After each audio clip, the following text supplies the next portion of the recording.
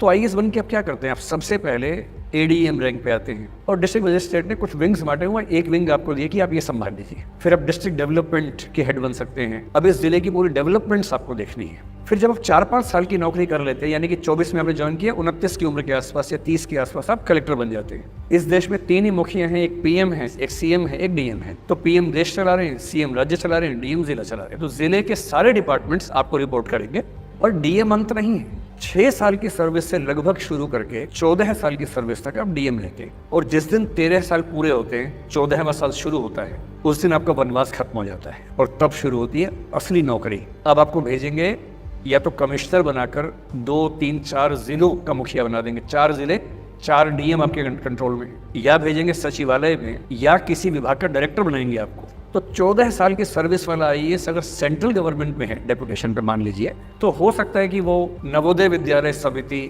या सैनिक स्कूल्स का हेड बन जाए। और इसका मतलब है कि देश विदेश में जितने सेंट्रल स्कूल्स हैं या जितने सैनिक स्कूल्स हैं, वो सारे आपके कंट्रोल में हैं।